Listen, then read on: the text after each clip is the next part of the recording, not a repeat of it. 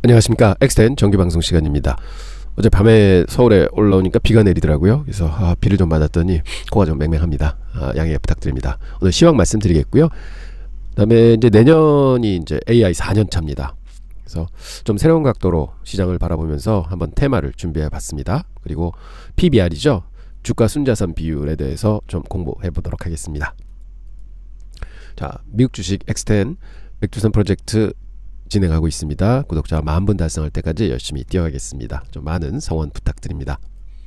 자, S&P 500이 4일 연속 상승을 했습니다. 제가 기대했던 거는 연말 랠리가 좀 있어주고 그 다음에 역사적 고점을 좀 뚫었으면 좋겠다 했는데 벌써 4일 만에 그거를 기록을 해줬습니다. 종가 기준으로 역사적 고점 갱신을 했습니다. 굉장히 강한 모습 보여주고 있고요. 그래서 오늘이 크리스마스입니다. 이브입니다. 그래서 오늘도 좀 좋은 모습 보이면서 산타 선물을 좀 크게 좀 갖다 줬으면 좋겠다 하는 기대를 가져봅니다. 그래도 보면 소형주들은 다 빠졌고요. 대형주들이 어제는 선방을 해서 올랐습니다. 그래서 소형주 지수가 많이 빠져있는 모습 보이는데요. 이게 소형주는 안 되는가 하는데 사실은 지난 한 달 동안에요. 소형주 러셀 2000 지수가 7%나 올랐었습니다. 그리고 조금 조정을 받고 있는 셈이고 나머지들은 많이 못 올라왔기 때문에 그걸 이제 따라잡고 있어서 결국은 연말이 되면서 수익률 따라잡기를 하고 있는 거다 이렇게 볼 수 있겠습니다. 근데 저는 이제 반도체 계속 중요하다고 말씀드렸죠. 0.96% 올라줬고 이제 3층으로 원연하게 이제 올라왔습니다. 그래서 여기서 좀 더 상승을 해줬으면 좋겠다 하는 기대를 갖는데 지금 거래가 좀 ETF지만 그래도 거래가 좀 안 터지고 있습니다. 그래서 많이 좀 눈치를 보는 상황 아닌가. 하지만 엔비디아가 어제 많이 올라줬습니다. 그래서 그러한 엔비디아의 힘으로 좀 지속적으로 반도체 지수를 좀 땡겨줬으면 한다 하는 기대를 가져봅니다. 그리고 빅스가 3달 만에 이제 그리드로 회복을 해가지고 지금 어제 3도가 더 올라왔습니다. 그래서 보면 지금 10월 달은 이제 훌쩍 뛰어넘었고요. 7월 달에 이제 60대, 75가 가장 높았었거든요. 거기 가려면 요 그리드만 끝쪽에 좀 와야 되는데 아마 뭐 오늘 좀 오르고 이제 4거래일이 이제 남게 됩니다. 그럼 그때 시장이 좀 힘차게 좀 연말 향해서 랠리를 이어준다면 거의 지난 7월 고점까지도 도달할 수 있지 않을까 싶습니다. 그게 왜냐하면 지금 빅스 지수 자체는 연중 최저치입니다. 14%입니다. 그래서 시장은 내려가는 거는 거의 상관을 안 하고 있다 이런 얘기가 되는 거고요. 그래서 결론은 이제 얼마나 여기서부터 연말까지 올려줄 거냐 하는 이제 시합을 하고 있는데 저는 꽤 그래도 상상 외로 좀 올려주지 않을까 이렇게 기대해 봅니다. 그리고 연초 대비해서는 지금 나스닥 100은 21.78% 그래서 거의 22%대 놓여 있어서 뭐 남은 이제 5일이지만 조금 더 힘을 써주면은 뭐 작년 재작년 정도 수준으로 이제 올라간다 볼 수 있고요. 근데 S&P가 이제 20%대까지 좀 가졌으면 했는데 일단 지금까지는 잘 오고 있습니다. 그래서 5일 남았기 때문에 평균 0.5%씩만 올라주면은 20% 선에 들어간다. 근데 약간 어렵진 않을까 하지만은 또 시장은 어떤 일이 일어날지 모르니까 한번 지켜보도록 하겠습니다. 그리고 이렇게 연말이 되면 이제 내년도를 어떻게 좀 봐야 될까, 어떤 계획을 세워야 될까 하는 생각을 좀 이제 해봅니다. 그래서 저도 좀 고민하다가 이런 식으로 좀 바라보면 안 될까 하는 이제 점이 있어서 제가 좀 자료를 만들어서 여러분들과 같이 공유하도록 하겠습니다. AI 시장 향후 10년 동안 19배 시장 크기로 커진다. 즉 연애 38.5%의 성장 속도를 가지고 성장을 한다고 말씀을 드렸습니다. 그러면 이렇게 성장하는 시장에서 과연 우리는 현재까지 반도체만 생각을 많이 해왔습니다. 하지만 어떤 다른 테마가 또 올 수 있지 않을까 하는 생각을 하면서 오늘 그런 새로운 테마를 한번 탐구해 보겠습니다. 먼저 기술혁명과 AI혁명에 대해서 말씀드리면 제가 1980년대부터 3번의 기술혁명을 이어받아 4번째 AI혁명이 일어났다고 말씀을 드렸죠. PC혁명 때는 220% 올랐고 인터넷혁명 때는 400% 시장이 올랐고요. 좀 쉬다가 모바일 혁명이 있었을 때는 330%가 11년 동안 올랐습니다. 그리고 AI 혁명이 막 시작이 됐습니다. 그래서 지금 3년이 지나는 동안 80% 상승을 했습니다. 그래서 제가 말씀드리는 거는 PC혁명 때도 220%, 유선 인터넷 400%, 모바일 인터넷 330%, 그러면 AI 혁명 적어도 10년을 간다고 치면 한 300% 정도는 충분히 오를 수 있다. 그래서 지금 3년 동안 80%가 올랐다. 그럼 역산해보면 5에서 8년 동안은 150%가 오를 거다 하는 예상이 나옵니다. 그래서 시장은 올라간다입니다. 대세 상승을 탔기 때문에. 그리고 구글 CEO가 뭐라고 얘기했습니까? AI는 불, 전기, 인터넷보다 더 큰 변화를 세상에 가져올 것이라고 예언을 했습니다. 그럼 무조건 된다는 거죠. 그래서 현재는 우리의 투자 전략은 AI 관련 대형주, 즉 엔비디아를 비롯한 애플, 구글, 마이크로소프트, 아마존 요 세 개는 전부 클라우드 중심이고, 요거는 손에 있는 AI의 연결 창구입니다. 그리고 AI를 돌리는 칩의 대명사죠. 그래서 이런 회사들만 있을 거냐?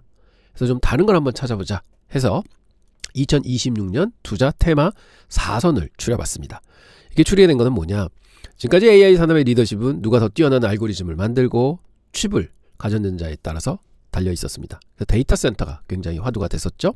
그렇지만 이제는 전력망이라는 물리적 인프라로 이동하고 있습니다. 디지털 세계의 지능이 물리적 세계의 에너지와 어떻게 결합해서 새로운 인프라 전쟁을 일으키고 있는지 살펴보겠습니다.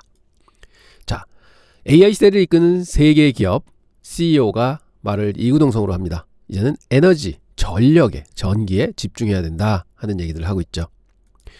자, 이제는 AI 경쟁의 핵심은 반도체가 아닌 전력입니다.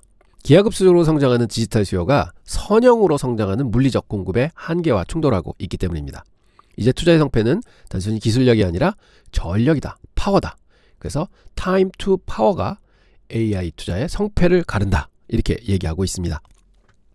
수치로 보면 상황은 더 심각합니다. 향후 3년간 40%의 전력 공급 격차가 발생을 합니다. 그래서 2030년이 되면요, 미국 데이터 센터 전력 소비량은 캘리포니아와 뉴욕주 두 개의 전력 수요 소비량과 맞먹는 미국 전체의 10%에 육박하는 전력이 필요하다고 봅니다.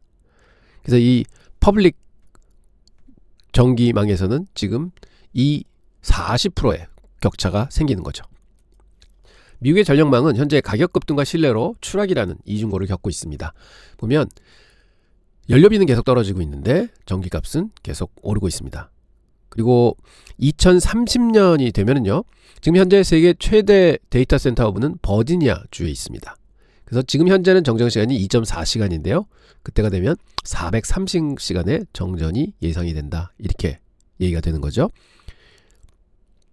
자, 그럼 지으면 되지 않느냐, 이런 얘기를 하십니다. 돈만으로는 해결이 안 됩니다. 암만 발전소를 짓더라도요, 발전소가 전력망에 이제 붙어야 되는데 그거 붙이는데 평균 5년이 걸린다고 합니다.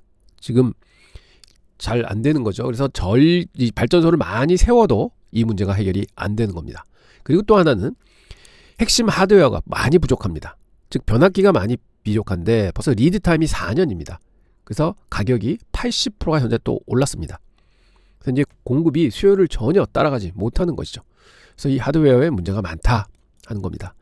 그리고 치명적인 거는 AI 데이터 센터를 건설하는 데는 한 1년에서 2년 정도면 충분히 짓습니다. 그런데 거기다가 전기를 확보하려면 4년에서 6년이 걸린다는 타임 디퍼런스가 있죠.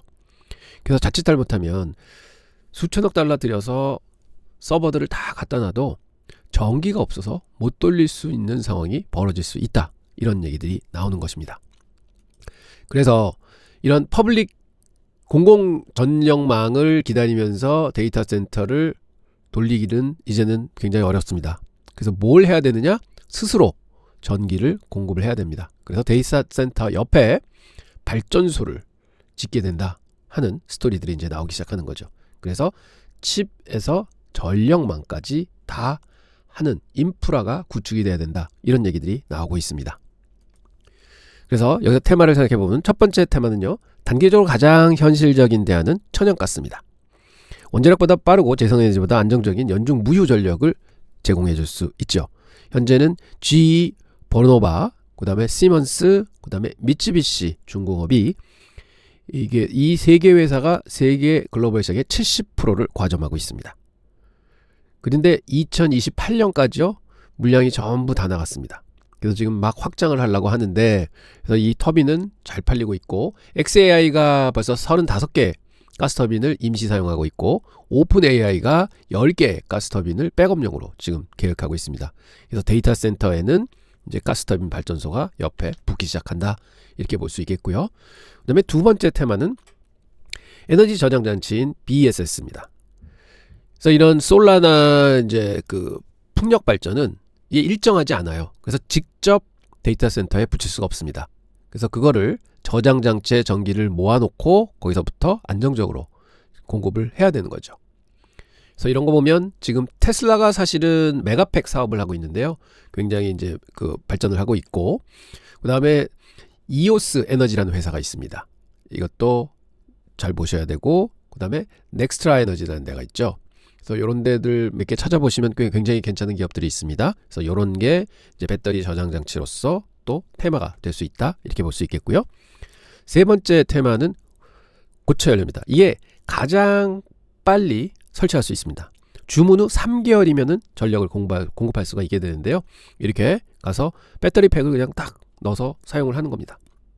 그래서 현재는 블룸 에너지라는 게 또 상장이 되어 있는데, 이것도 좀 말이 많습니다. 그래서 하지만 지금 현재는 고체 에너지 쪽에는 이게 대표적인 기업이다, 이렇게 볼 수 있겠고요. 그래서 블룸 에너지는 벌써 AWS나 구글 등 대형 고객사를 확보하면서 전력 공급의 새로운 표준을 지금 설정하고 있습니다. 그 다음에 네 번째 테마는 이제 차세대는 뭐가 있느냐, 서버 내부의 변화도 있습니다. 지금 현재는 렉당 전력 밀도가 한 10배 이상 급증하면서 이게 기존에 있는 공냉 방식으로는 시킬 수가 없습니다. 그래서 액체 쿨링을 시도하고, 그 다음에 전압도 높아져야 돼요. 800V로 직류 DC죠. DC로 전환이 필수적으로 이제 돼야 됩니다. 그래서 이러한 기구들이 필요한데, 요거를 담당하는 회사가 버티볼딩스라는 데가 있고 이튼이 있습니다. 그래서 요것도 잘 봐주시면 좋으시겠고요. 그래서 저희가 이런 테마 중에서 제가 10개 종목 택할 때 버티볼딩스 제가 이제 집어넣습니다. 그래서 요거는 아직도 다른 지금 말씀드렸던 주식들보다는 많이 올라오지 않은 주식이라서 앞으로 확장성이 굉장히 가능하다 하고 제가 이제 추천 종목으로 넣었던 겁니다. 자, 그러시면 투자 관점에서 보면요, 초기적으로는 공급 속도가 가장 빠른 연료전기 쪽을 좀 많이 보셔야 될 것 같고, 그다음에 중기적으로는 가스터빈하고 배터리 쪽 좀 보셔야 될 것 같고, 그리고 지속적으로는 이 차세대 전력 장비하고 쿨링 시스템들 보셔야 된다, 이렇게 말씀드리겠습니다. 그래서 관심을 가지고 보시다 보면 이런 주식들이 이제 움직일 때가 있을 거예요. 그때 한번 투자하시는 것도 좋은 방법이다, 이렇게 말씀드립니다. AI는 단순한 기술 혁명을 넘어서 국가 경쟁력의 핵심입니다. 미래 AI 진보는 칩 성능보다 전력 공급의 안정성에 의해서 좌우될 것입니다. 전자의 흐름을 지배하는 국가와 기업이 비트의 세계인 AI 시대의 주권을 쥐게 될 것으로 예상이 됩니다. 결론입니다. 2027년까지 계획된 5천억 달러 이상의 막대한 자본 지출. 전력이 없으면 이제 매출로 연결되지 않을 수 있습니다. 이 상황은 마치 최신형 슈퍼카가 수만 대를 생산을 해놓고요, 정작 이 차들이 달릴 고속도로가 좁고 정체되고, 또한 주유소에 기름도 부족해서 잘 달릴 수가 없습니다. 그래서 지금 AI 기업들은 정부가 도로를 넓혀주길 기다리기보다는 직접 자신만의 전용 도로를 만들고요, 주유소를 건설해서 전쟁을 벌이려고 생각하는 중입니다. 그래서 이런 쪽으로 조금 관심을 돌리셔서 찾아본다고 그러면은 좋은 주식들이 많이 나오지 않을까, 이렇게 생각을 해봅니다. 향후 더 많은 연구를 통해서 여러분들께 좋은 테마, 좋은 종목들 많이 말씀드리도록 하겠습니다. 자, 주식의 진짜 가치를 들여다보는 법, PBR입니다. PB 레이시오인데요, 주가 순자산 비율입니다. 완벽하게 말씀드리도록 하겠습니다. 투자를 할 때 가격만 보는 것이 아니라 그 가격 뒤에 숨겨진 기업의 실질적인 자산 가치를 이해하는 것이 왜 중요한지 살펴보도록 하겠습니다. 여기 두 척의 배가 있습니다. 하나는 모든 장비가 갖춰진 새 배고요, 다른 하나는 낡고 부식된 배입니다. 만약 이 두 배의 가격이 1억 달러로 동일하다면 여러분은 어떤 배를 사시겠습니까? 당연히 낡은 배를 선택하지는 않으시겠죠. 그렇지만 주식시장에서는요, 투자자들은 종종 이와 유사한 실수를 벌이십니다. 저 낡은 배를 사시는 거죠. 이때 필요한 도구가 바로 PB 레이시오입니다. PB 레이시오는 기업이 실제 소유한 순자산에 비해 주가가 공정하게 책정되어 있는지 확인하는 도구입니다. 즉, 기업의 총 자산에서 부채를 뺀 순수한 가치하고 시장에서의 평가, 즉 주가를 저울질해서 비교하는 것이죠. 계산법은 간단합니다. 주당 시장 가격을 주당 순자산으로 나누면 됩니다. 즉 가격을 북밸류 퍼쉐어로 나누면 되는 거죠. 여기서 주당 순자산은요, 어떻게 계산을 하느냐, 총 자산에서 총 부채를 뺀 거를 총 발행 주식수로 나누어 주면 됩니다. 즉 이를 통해 주식 한 주당 실제 장부상 가치가 얼마인지 알 수 있는 것입니다. 구체적인 예시를 들어보겠습니다. 총 자산이 1억 달러인 회사가 있습니다. 총 부채가 4천만 달러입니다. 그럼 순 자산은 요거 두 개 빼면 6천만 달러거든요. 근데 발행 주식이 1,000만 주입니다. 그렇게 되면 그걸 나누면 6불이 되는 거죠. 그래서 BPS, 즉 주당 순 자산은 6불이 된다. 근데 지금 주가가 12불입니다. 그러면 주가 나누기 북밸류 6을 나누면 2가 되는 거죠. 그래서 이 회사의 PB 레이쇼는 2다. 이렇게 되는 겁니다. 그러면 투자자들은 이 회사의 장부 가치보다 2배 높은 가격을 지불하고 이 주식을 사는 것이다. 이런 의미를 가지는 거죠. 이 수치를 어떻게 해석해야 할까요? PB 레이쇼가 1보다 낮으면요, 주가가 장부 가격보다 낮다는 겁니다. 그래서 저평가되었거나 혹은 시장이 위험 신호를 보내는 것일 수 있습니다. 이게 좀 회사가 좀 안 좋은 것 같아, 이럴 수 있고요. PB 레이쇼가 1이라는 거는 적정 가치로 평가받는 중이다, 이렇게 볼 수 있겠고요. 그다음에 PB 레이쇼가 1보다 크다 하는 것은 투자자들이 기업의 미래 성장에 대한 프리미엄을 지불하고 있다 하고 생각하실 수가 있습니다. 산업에 따라 기준은 좀 달라집니다. 테크 기업 같은 경우에는요, 무형자산의 가치가 커서 PB 레이쇼가 10.5, 20 이처럼 높게 형성되기도 합니다. 왜냐하면 이런 무형자산은 장부에는 안 나와 있으니까요. 그 다음에 반면 재고자산이 구식이라고 판단받는 가구 회사 같은 경우에는요, PB 레이쇼가 0.7로 거래될 수가 있습니다.